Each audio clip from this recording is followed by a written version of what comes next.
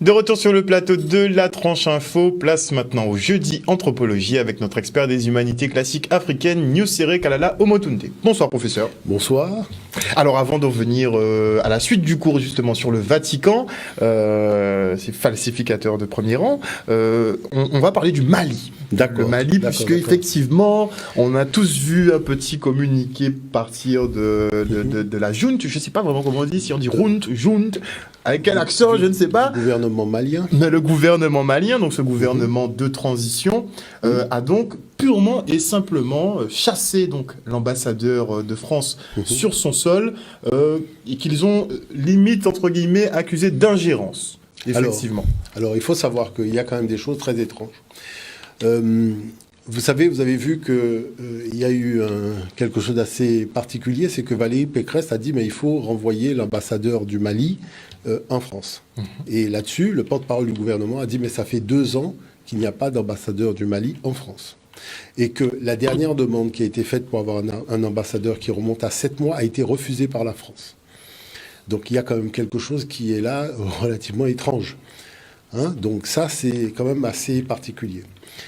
L'autre chose qu'on peut dire, brièvement, c'est que M. Le Drian, qui dit non, il faut rester en position, vous savez, c'est de notoriété publique dans la presse que c'est son fils qui gère les passeports biométriques au Mali, puisque le contrat a été raflé par le fils de M. Le Drian. Et donc, beaucoup s'interrogent sur le fait que, est-ce que sa position, c'est pas aussi une position affairiste, puisqu'en restant, c'est aussi défendre les intérêts financiers de la famille. Donc, il y a aussi cela qu'il faut souligner. Maintenant, on parle beaucoup de la Russie. La Russie n'est plus dupe, parce qu'avec ce qui s'est passé à l'époque de Kadhafi, quand ils avaient donné leur accord au Conseil de sécurité, l'ONU, il n'était pas question de tuer Kadhafi. Et là, ce qui s'est passé, c'est qu'il s'est passé des choses, y compris avec la Côte d'Ivoire de Laurent Gbagbo, un certain nombre de choses qui fait qu'il y a eu une grosse surprise au niveau du gouvernement russe, qui s'est dit, ben tiens, on a l'impression qu'on avance en fait à pas couvert, et que la réalité, c'est tout simplement soit extrader des dirigeants ou les tuer directement. Donc à partir de ce moment-là, la position a changé quand il y a eu le coup de pression sur le Venezuela avec Maduro, où effectivement l'armée russe s'est déplacée avec des sous-marins et a averti que s'il y a une pénétration sur le territoire vénézuélien, il y aurait une réponse avec un armement militaire sophistiqué. Donc qui fait qu'on a vu que pendant que nous étions confinés, l'Amérique a fait demi-course, c'était à l'époque de Trump, donc il n'y a pas si longtemps. On a vu beaucoup la pression qui est montée vraiment à un paroxysme au niveau du Venezuela. Et aujourd'hui, médiatiquement parlant, c'est comme si que le Venezuela n'existe pas. Bon. Maintenant, je dirais qu'au niveau du Mali, il y a quelque chose qui me surprend beaucoup.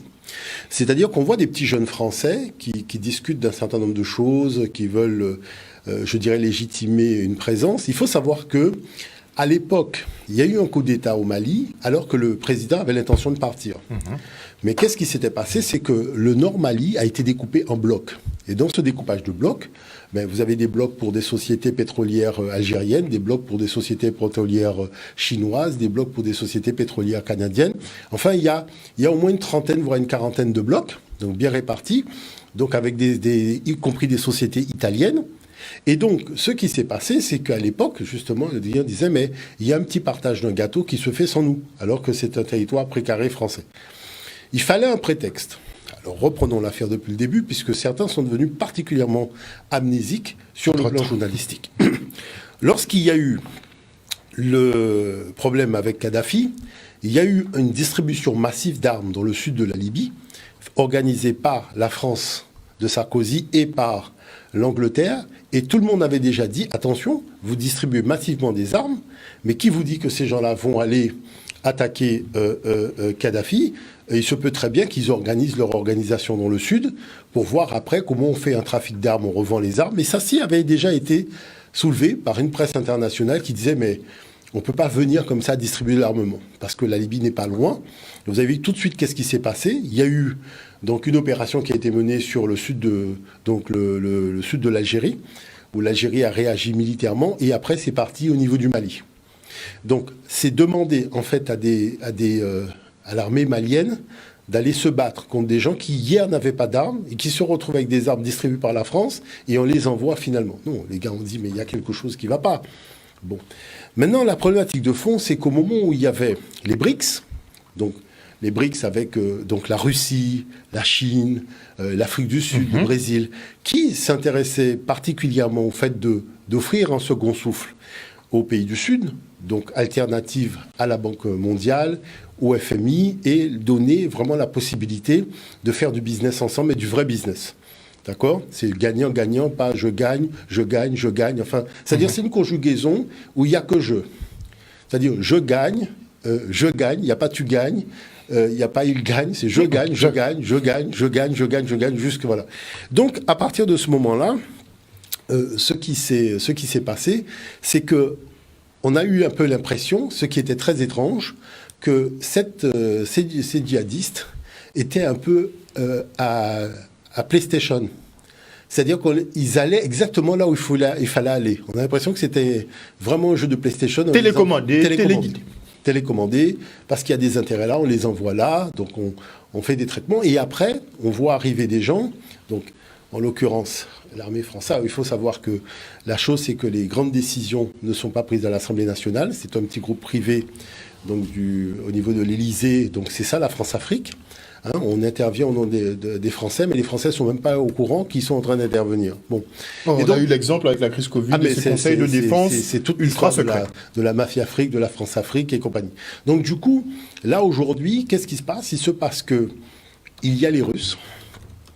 Alors on essaie de savoir, donc jeu de chat et la souris, où ils sont, je te tiens, tu me tiens, enfin voilà. Mais il n'y aurait pas eu les Russes. L'armée française était déjà là, le Burkina, il y a des troupes au sol, enfin bon, l'affaire aurait donné un Côte d'Ivoire bis. Mais là, il y a les Russes. Et les Russes, c'est de l'armement très sophistiqué, donc ça fait que tout le monde réfléchit. Moi, ce que je me dis, et c'est ce qui est quand même assez extraordinaire avec l'État français, c'est que, alors qu'ils sont très donneurs de leçons vis-à-vis des Américains dans leur politique internationale, même s'ils suivent, mais ils disent, bon, ben quand même, cette façon de faire est un peu à la cow-boy, ils se comportent exactement comme des cow-boys, avec, je dirais, un monde en mouvement. Alors c'est vrai que tout le monde c'est champagne en ce moment, parce que le 440 a fait quand même des records jamais réalisés. Incroyable. Depuis le début de la crise, ça n'arrête pas de monter. Les magasins étaient fermés, tout était fermé, mais les gars ont fait non seulement des chiffres d'affaires records, mais les dividendes qui vont être partagés au niveau des investisseurs du CAC 40, c'est du jamais vu de toute l'histoire du CAC 40. Okay. Et quand on passe sur le plan mondial, alors là, je dirais, c'est la planète qui... Ah, c'est open bar, là, voilà. c'est open bar. Donc, il y a quand même une dimension immorale que tout cela prend. Il y a une dimension immorale parce qu'on vous dit, oui, l'Afrique, quand vous demandez pour le franc CFA, c'est aux dirigeants africains de prendre des décisions, de machin, mais là, voilà une décision qui est prise et regardez votre comportement. Donc moi, je trouve que tout ça, c'est très intéressant. Ce sont des marqueurs de l'histoire. Hein, ça permet de voir qu'il y a toujours le phénomène du double langage entre ce qui est dit et ce qui est fait. Hein, puisque, je dirais, le but du jeu, c'est de faire valoir des prétentions qui sont arrimées, en fait, de façon cachée à des intérêts financiers. Donc, on vient sauver le Mali, on envoie des soldats pour sauver le Mali. Je vous dirais une chose qu'il faut savoir, nous sommes à l'ère du Verseau. Et vous allez voir, pourquoi je dis nous sommes à l'ère du Verseau. Parce que vous avez des gens qui ne comprennent pas que les choses qui ont été faites à l'ère du Poisson, ça passe pas à l'ère du Verseau, ça va se retourner contre vous. C'est-à-dire que ça passe pas. C'est-à-dire il faut revoir ta stratégie de diplomatie extérieure, il faut tout revoir. Vous allez voir, ce truc va leur retourner au visage. C'est ce qu'on est en train de voir, puisque le Mali, finalement, mais je vous dis que rompt les liens avec on la aurait France. été à l'ère des Poissons, qui était une ère de basse fréquence et vraiment de bas instinct humain, il n'y a aucun problème. Cette affaire serait passée comme une lettre. Mais regardez les affaires de Kadhafi, tout ça. Nous étions encore sous l'inspiration énergétique de cette ère de Poisson. Mais aujourd'hui, ça passe pas. Même si tu forces, ça va te revenir dessus. Ils ont dit oui, il faut aller vacciner l'Afrique. Regardez qui est-ce qui est vacciné aujourd'hui. Ils ont dit machin, regardez qui est-ce qui est malade et qui est pas malade. Vous voyez ? Donc, c'est-à-dire que de toute façon, nous sommes dans Avatar. Mais ça, sauf que nous sommes dans le Avatar réel. C'est-à-dire l'univers se rebelle contre des gens qui veulent organiser la désorganisation dans un système organisé. Parce qu'il faut savoir, l'univers c'est organisé 12 heures du jour, 12 heures de la nuit. Quand la planète elle est là, c'est l'hiver. Quand la planète elle est là, c'est l'été. Les choses sont organisées. On a mis là des choses, on a mis là d'autres choses. C'est pas pour prendre ça à faire des animaux, aller dans d'autres zones, pour faire de l'argent, pour faire des eaux. Non, il y a un moment, faut être un petit peu sérieux.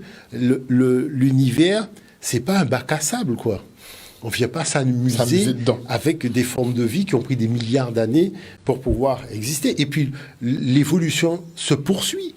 Hein, il ne faut pas croire que les animaux qu'on a aujourd'hui ont fini leur évolution. Cette évolution. Ou que nous-mêmes, mais bien sûr. Évolution. Donc on le voit par rapport à un certain nombre de squelettes qu'on analyse, de choses. Donc il faut tenir compte que nous, au contraire, on a gardé, je dirais, cette vibration haute. D'accord, puisqu'on nous offre du spectacle gratuitement. C'est l'occasion de voir. Je vous dis, l'ère du Verseau, ça passera pas. C'est-à-dire, il n'y a même pas de suspense. Parce que moi, vous voyez, quand je fais les cosmogénèses, c'est ça. Cosmogénèse, c'est l'équilibre cosmotellurique de la planète qui donne une spiritualité, mais qui est arrimée sur la science. Donc à partir de ce moment-là, quand on voit le déplacement de tout ce qui concerne le pôle magnétique terrestre, des choses comme ça, non, c'est pas du hasard.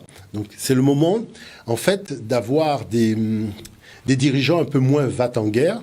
Et je peux vous dire que on aura beau dire, on aura beau faire, mais quand même Poutine, c'est quand même quelqu'un qu'on apprécie. Parce que si Poutine avait même 1/10 de Sarkozy, mais on est déjà parti en guerre. Non, mais il a un certain charisme.